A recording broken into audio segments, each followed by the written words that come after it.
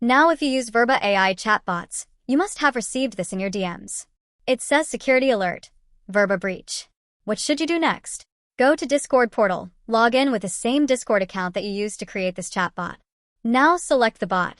I will select Anya, since I received the DM from that bot. Now go to bot section. Here you will find reset token, click that, and add your Discord password. If you have two-factor authenticator enabled, they will ask for the code too.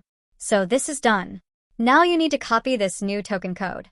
Make sure to not give it to anybody, otherwise they can get control over your bot. Now head back to Verba's dashboard. In the home page, you will find your bots here. Select the right bot. For me, it's Anya.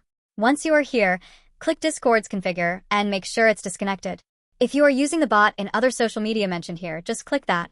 Now add that new token here in Discord bot token section and then click connect. This will solve the problem. Now go back to your Discord server where your bot is present. Run/activate channel. The bot will start messaging in that channel. If the bot says something went wrong with the AI response. If this doesn't resolve, try running/reset or contact support, then run/reset command, and then try texting to see if the bot replies back. Now if you have a pre-made bot, it's so much easier for you. Just run/activate channel and it should work.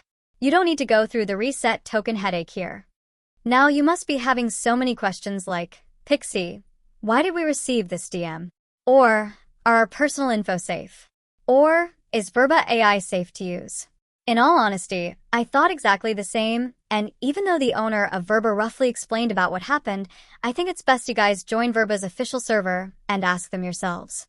Things often get lost to translation when the other person tries to explain it. Verba's Discord server invite link will be in the video's description. If you have any questions or face problems, feel free to join them.